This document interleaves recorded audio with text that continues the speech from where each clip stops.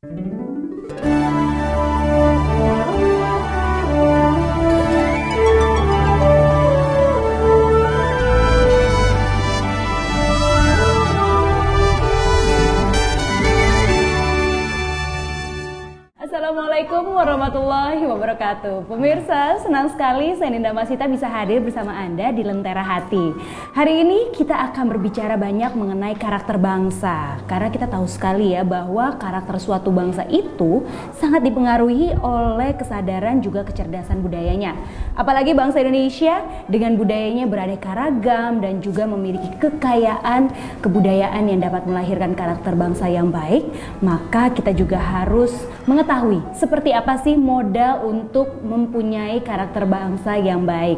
Apalagi kita juga tinggal di negara Islam ya, mayoritas agama Islam, di mana dengan kita menjalankan agama Islam dengan baik, sudah tentu kita dapat mempunyai bangsa yang baik pula. Di samping Ninda sekarang sudah ada Bapak Dr. Haji Bambang Widiatmo, HMM MPD. Beliau adalah Ketua Sekolah Tinggi Agama Islam Swasta Lantabur, Jakarta.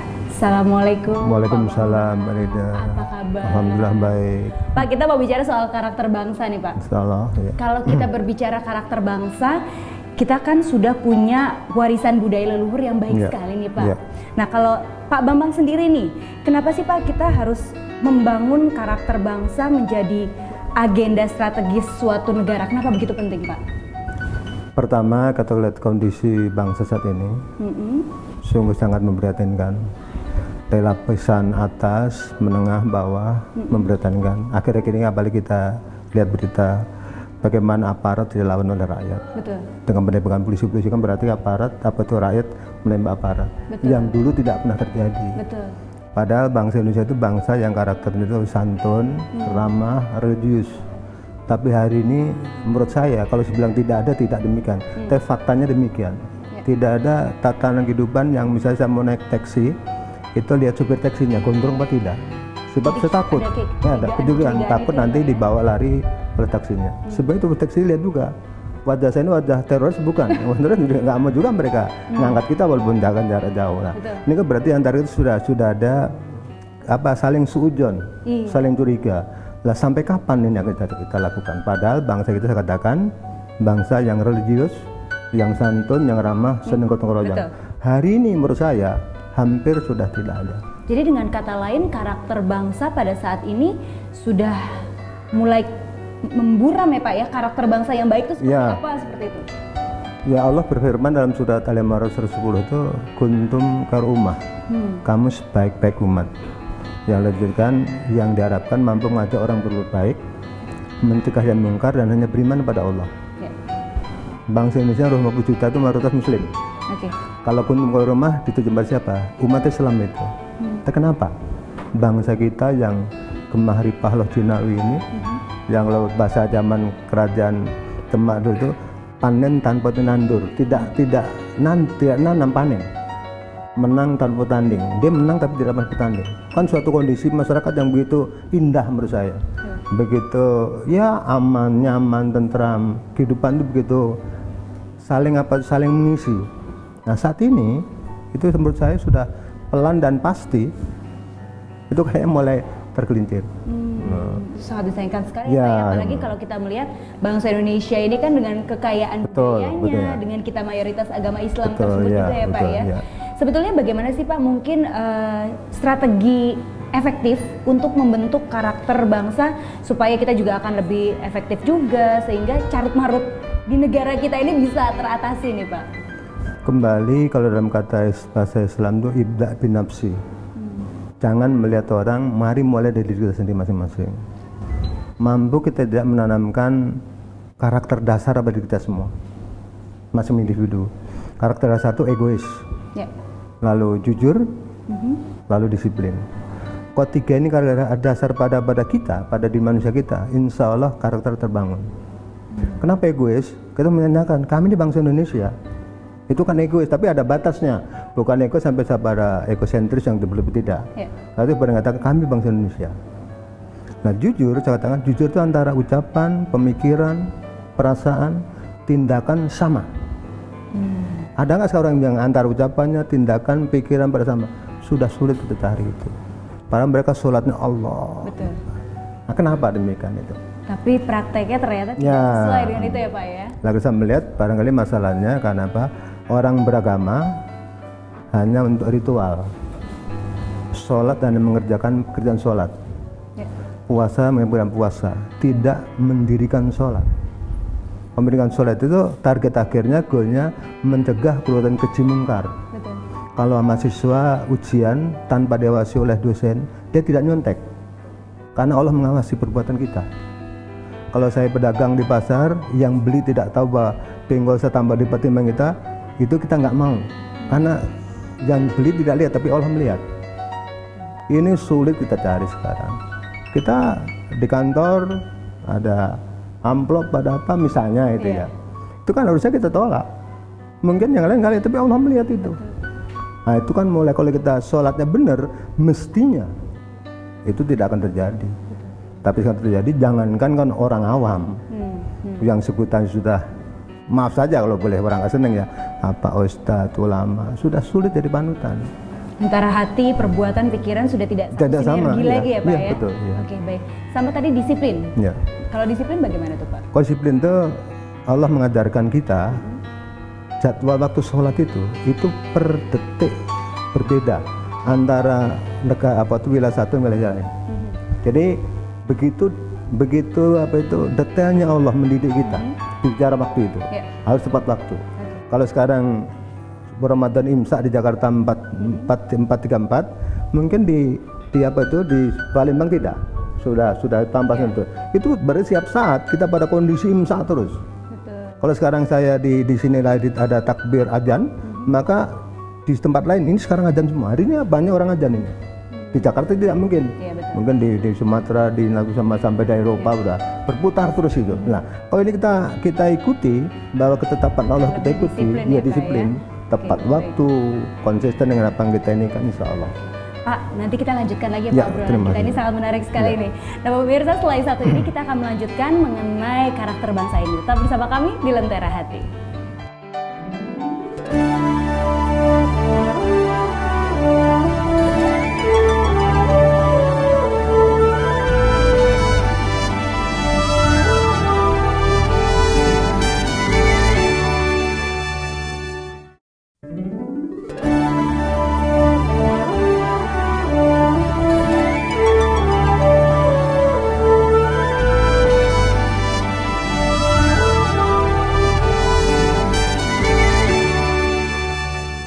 Pemirsa, terima kasih masih bersama Ninda juga Pak Bambang di Lentera Hati. Kita akan melanjutkan perbincangan kita mengenai karakter bangsa.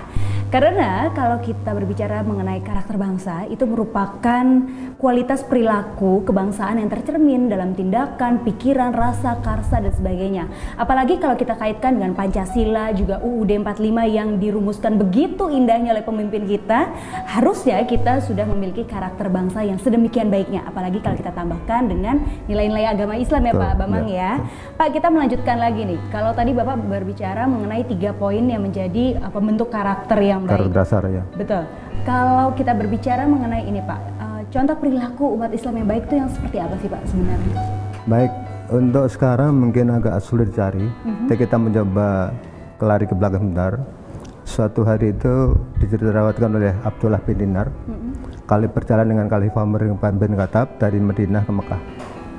Di tengah perjalanan, Khalifah ingin menguji sejauh mana sih keberhasilan dakwah Rasulullah, yang itu membentuk karakter Islam itu. Maka turun dari perniagaannya, turun dari kendaraan untanya, berdialog dengan anak gembala.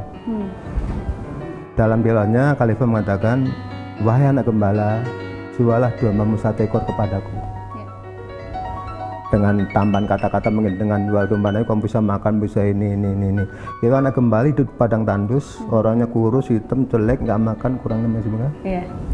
Tapi apa kata anak gembala jawabannya? Ya Tuhan, kewajiban kami, kewenangan kami hanya menggembalakan domba-domba. Tidak satu permil pun, 1% pun punya kewenangan menjual domba ini. Nah, itu kan jawaban anak gembala yang sumbal kekurangan. Khalifah tidak kurang akal, katakan saja nanti pada tuanmu yang non jauh di sana. domba itu dimakan harimau satu ekor, toh Tuhan kamu nggak melihat. Dengan lanjutan dialog tadi, anak gembala menjawab, fa'aina Allah. Di mana Allah? Jawabannya pendek, singkat, satu kalimat, tapi membuat bulu kuduk Khalifah Umar bin Khattab dan seluruh pendengar barangkali. Betul. Itu tergetar. Anak yang di padang tandus, jelek, kurang makan, mampu mengatakan fa'aina Allah. Masih ingat bahwa Allah melihat ya. Dari kalimat itu kan muncul, kita memang bisa berbohong pada majikan saya. Kita bisa mengatakan jangan 110 domba pun dimakan, majikan percaya. Tapi bukankah Allah melihat perbuatan kita ini? Betul. Itu seorang gembala. Kalau itu kita dimelihat kepada pejabat hari ini, akan luar biasa itu. Nah itu Nina juga ingin menanyakan bahwa sekarang kan keadaannya banyak seperti itu ya Pak ya. Banyak yang mungkin mengambil uang rakyat dan sebagainya. Nah berarti bisa dikatakan bahwa bangsa Indonesia ini karakter bangsanya sudah hilang. Hancur. Kalau saya hilang. Ada jenderal tua mengatakan dalam bahasa Inggris, when wealth is lost, nothing is lost. Manakala harta hilang, tidak satu pun ada yang hilang. Tapi when health is lost, something is lost. Tapi kalau kesehatan hilang, ada sesuatu yang hilang. Ya. But character is lost, everything is lost. Tapi kalau karakter yang hilang, peradaban musnah. Tapi kenapa itu terjadi Pak? Maksudnya kan kegiatan keagamaan di Indonesia ini kan banyak sekali. Tapi keadaan yang tadi Bapak katakan juga kan terjadi kembali di kita. Nah, saya katakan tadi, beragama kita cuma ritual. Sholatnya ritual, puasa ritual, dakwahnya ritual. Info yang ada di media elektronik bukan nggak bagus-bagus. Maknanya apa? Kalau saya kan nontonnya Pak Kur Siap dengan tafsir Al-Misbahnya. Ratingnya berapa itu? Kan itu menunjukkan kualitas bangsa Muslim itu kayak itu. Bukan berarti saya mengatakan yang lain jelek, tidak demikian. Tapi mestinya rating tayangan Pak Kur Siap di bulan Ramadan itu tafsir Al-Misbah menjadi acuan bangsa kita. Kalau kita mengatakan Muslim, nah rupanya kan Muslim banyak KTP-nya, sehingga ada Islam, ada sinetron Islam KTP. Itu kan sebenarnya meremehkan, kalau saya meremehkan. Menyindir ya? Ya harusnya tidak demikian gitu kan. Islam abangan, Islam ya Islam. Tapi Pak, sekarang kan cendekiawan Islam di Indonesia banyak sekali. Nah peran-peran beliau-beliau ini dengan bobroknya karakter bangsa kita, bagaimana menurut Bapak? Cendekiawan kita, politikus kita itu kan hidup bekerja tidak untuk umat kalau saya untuk dirinya. Tapi janji sebelum sana banyak. Dan begitu masuk ke forum, tapi juga jangan lupa, kenapa dia tidak bisa berbuat? Sama saya misalnya anggota DPR besok masuk, bisa nggak saya merubah 560 orang itu, mewarnai itu? Kalau partai saya kecil, sama ngomong juga izin fraksi. Fraksi nanti rekomendasinya dari DPP. Jadi nggak ada artinya kita ini kalau nggak bersama-sama membangun semua. Ada sih 1-2 orang, sebut Pak Mahfud barangkali, barang bersih, Pak Jokowi. Yang lain tuh apa betul pejuang rakyat? Begitu masuk nanti, bagaimana mengembalikan modal waktu kita meraih apa posisi itu? Tidak pikirannya ke sana ya Pak ya, bukan? Saya tidak ngatang ke sana, tapi saya punya ilustrasi untuk yang anggota DPR di DKI. DPR perwakilan DKI Jakarta itu kita butuh minimal 100.000 suara. Kalau kita kampanye 4 kali kita butuh 400.000 kaos. Kalau satu kaos harus 10.000 sudah 4 miliar. Belum kolat macam-macam. Kalau saya terpilih gajinya kan 18 juta. Total 50 juta 1 bulan misalnya. 5 tahun cuma 3 miliar. Modal kan tekor. Kok mau? Kok mau gitu jalan anggota dewan, padahal kalau kita hitung matematik tekor itu dengan modal yang ada. Oke. Baik, berarti memang kita membutuhkan seorang cendekiawan muslim yang memang bisa membuat gebrak semua yang telah ada itu ya Pak ya. Nah, sekarang kalau kita bicara mengenai masyarakat kita ini kan membutuhkan dakwah, ingin membutuhkan ada penyegaran rohani. Untuk membangun karakter bangsa supaya menjadi lebih baik lagi, seperti apa sih Pak mungkin contoh dakwah ataupun isi dakwah yang mampu menggugah kita untuk berkarakter bangsa lebih baik lagi? Ada beberapa itu pendapat seolah dakwah itu dengan bilisan. Kalau nggak di mimbar, orang 10.000 datang, kita manggut-manggut. Pulang dari mendengar ceramah apa? Yang kita butuhkan dakwah bil hal bisa, bil kalam bisa, bil broadcast bisa, dan bil perbuatan menurut saya yang paling penting. Perbuatan keteladanan. Ada nggak keteladanan kita sekarang? Betapa banyaknya yang ketangkap KPK itu kita tidak ngomong apa ya. Itu kan notabene ya punya predikat dai kondang barangkali ya, bukan hanya. Ini kan mungkin permasalahan kita di sana. Kembali saya katakan tadi, kenapa sih kita beragama cuma ritual? Kalau puasa kita untuk Allah betul, itu insya Allah bersih hati kita. Zakat kita untuk Allah, bersih harta kita. Dan selanjutnya. Dan untuk bisa seperti itu kita harus punya pengetahuan. Betul. Ya. Jadi setelah ini kita ingin berbicara soal pendidikan di Indonesia. Nah, Bapak pemirsa, selain satu ini kita akan bahas lebih jauh lagi mengenai karakter bangsa melalui pendidikan. Tetap bersama kami di Lentera Hati.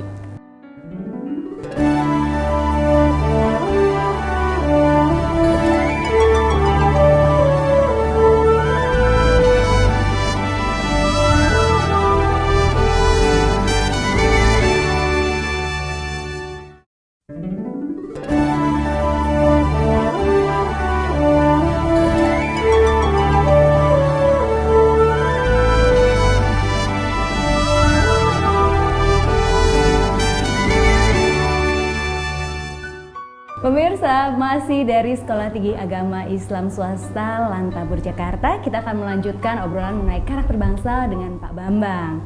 Kalau tadi kita sudah menyinggung mengenai pendidikan. Pendidikan itu sangat penting sekali untuk pembentukan karakter bangsa juga, termasuk mengenai bagaimana kita dengan budaya asing nih Pak. Sekarang kan budaya asing banyak sekali masuk ke Indonesia. Berpengaruh nggak nih Pak dengan pembentukan karakter kita? Yang jelas berpengaruh, tapi masalahnya bukan itu.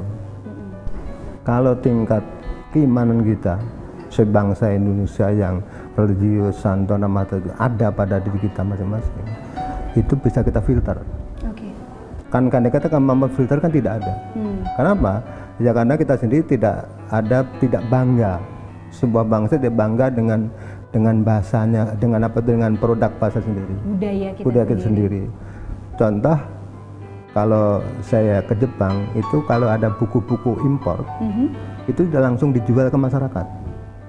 Tapi masuk laboratorium bahasa Jepang diterjemahkan bahasa Jepang, baru dijual ke masyarakat. Yang asli itu hanya untuk profesor doktor untuk diajarkan. Tapi aplikasi dan masyarakat itu sama. Kalau manajemen terjemahan pengelolaan semua pengelolaan, kita kan enggak. Manajemen bisa seni, bisa muataman, sehingga karena konsepnya berbeda, implementasinya berbeda. Bangsa yang berkarakter itu mampu menghargai bahasanya sendiri, budaya sendiri. Kita baru kepala sekolah saja kalau bicara dengan bahasa Inggris rasanya ya. Padahal artinya nggak ngerti itu. Itu kan sudah apa tuh lupa dengan karakter bangsanya. Nah, kita bahasa Indonesia itu kumpulan dari bahasa-bahasa daerah yang dijadi satu, menjadi bahasa persatuan. Itu kita lupakan. Kalau orang Jawa ngomong Jawa. Kalau tadi Bapak bilang kita harus memfilternya dengan salah satu dengan keimanan. Selain dengan keimanan apa Pak? Keimanan muncul dari pendidikan barangkali ya. Kan saya katakan bahwa orang Islam beragama tidak dengan ilmu, hanya dengan tradisi. Karena bapaknya kiai kita Islam, karena bapaknya kolom kita ke Islam, tidak dengan ilmu. Coba kita lihat mualaf. Mualaf itu maksudnya Islam karena ilmu. Karena dia beragama lain dulu, begitu lihat tatanan Islam ternyata indah.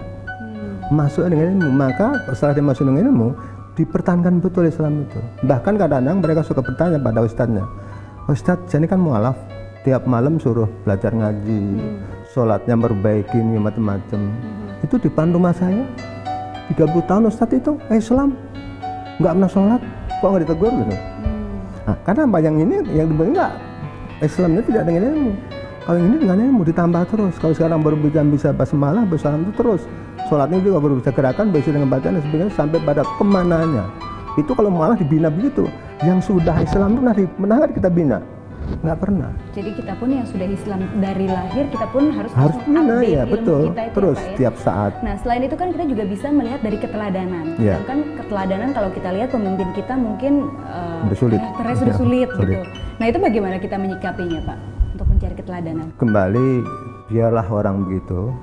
Kalau kita beragama dengan ilmu, Islam itu indah.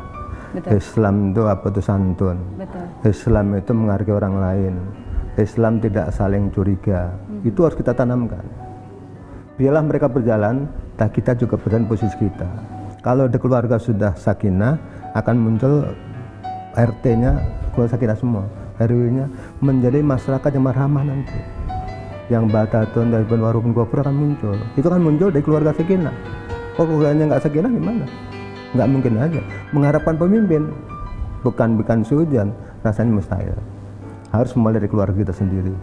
Kalau kita sudah bisa membuat keluarga sakinah, tetangga yang sakinah semua nanti akan menjadi negara yang batatun thayyibun warung gopur.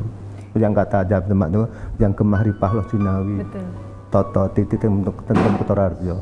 Saya kira itu yang akan kita munculkan nanti. Jadi betul-betul kita untuk membentuk suatu karakter bangsa itu dimulainya dari hal sederhana. Ya, sederhana. Dari kita, betul. bagaimana kita juga mencintai apa yang sudah kita terima Islam mensyukuri ya, itu betul ya, Pak, ya. Itu kita tularkan istri kita, anak kita, cucu kita semua. Baru nanti ke orang lain terus. Ya. Kan ustadz kita tuh kalau di mimbar, wah, 10.000. Betul. Tanya di rumah sholatnya gimana? Maaf saja, yang sholat ustadz sholat menjamaknya 2 sama subuh dijamak. Kalau sholat subuh jam 7 kan 2 sama subuh dijamak itu. Bagaimana dia mungkin bertetangga juga ya, kan juga betul. Bisa jadi Menghargai dan bergotong royong, saling memberi. Dulu kan orang Betawi itu kalau masak sayur, dagingnya 1/4, tapi kuahnya 1 trim. Dibagi itu kuah ke tetangga semua itu. Sekarang nggak ada lagi. Kenapa? Itu pada bagus. Ya, betul. Nah, dari sana semua kita kembali ke jati diri kita, insya Allah karakter bentuk. Tadi kita katakan tentang Pancasila. Pancasila itu menurut saya indah kok. Nggak usah bicara Islam dan sila aja. Orang berketuhanan itu pasti beragama. Orang beragama itu sila kedua pasti berperi kemanusiaan. Orang yang berkemanusiaan mesti senang persatuan. Bersatu untuk apa? Untuk musyawarah. Musyawarah untuk apa? Menciptakan keadaan sosial. Ini Pancasila ini. Semua di Islam ada itu. Cuma kenapa tokoh-tokoh itu tidak menyebut Quran? Karena orang takut dengan Quran. Kalau di Quran orang beralergi aja. Ini kan bangsa yang plural. Nah, dengan dibaca ketuhanan yang Maha Esa, itu kan orang beragama pasti punya rasa kemanusiaan. Kalau kita makan nggak bisa tenang kalau tetangga nggak makan. Dia nggak rela ada anak yatim nggak sekolah. Betul. Ada remaja nggak kerja. Itu kalau orang beragama. Nah kalau itu kan muncul persatuan, nggak rendah, nggak tinggi, nggak orang kaya, nggak miskin, bersatu mereka untuk bermusyawarah menciptakan keadilan. Dan itu disayangkan ya Pak, kita sudah punya satu rumusan yang sedemikian indahnya dalam Pancasila, tapi masih ada mungkin pejabat-pejabat negeri kita yang banyak melakukan tindak yang merugikan. Ya merugikan masyarakat. Ada 1-2, bisa bukan tidak ada. Cuma itu kan jarang diekspos juga. Betul. Harus jujur ada. Betul. Jadi kan bukan tetap harus kita akui. Cuma yang mayoritas kan sudah kelihatan. Justru yang tokoh level paling high class menjadi teladan yang kurang baik. Kan banyak sekali masyarakat yang harus dibohongi kan. Betul, sudah pintar-pintar ya Pak ya masyarakatnya.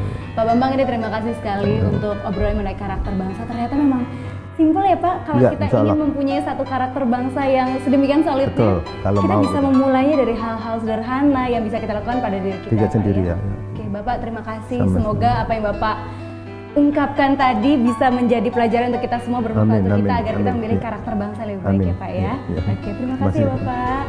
Pemirsa, itu dia tadi perbincangan kita dengan Pak Bambang mengenai karakter bangsa, bahwa ternyata untuk memiliki satu karakter bangsa yang solid, kita dapat memulainya dengan hal-hal sederhana yang kita mulai dari diri kita sendiri. Bagaimana kita lebih mencintai bangsa kita dengan Pancasilanya yang sedemikian indahnya, apalagi kalau kita tambahkan dengan semua ajaran yang ada di dalam Al-Quran juga hadis. Karena sudah begitu indahnya, terumuskan, tinggal kita menjalankan, mempraktekkan, juga melakukan dan kita lakukan untuk masyarakat yang ada di sekitar kita. Saya Dinda Masita mengucapkan terima kasih. Kita jumpa lagi di Lentera Hati berikutnya. Dan terima kasih juga untuk Sekolah Tinggi Ilmu Agama Islam Swasta Lantabur Jakarta. Sampai jumpa. Billahi taufiq wal hidayah. Wassalamualaikum warahmatullahi wabarakatuh. Waalaikumsalam.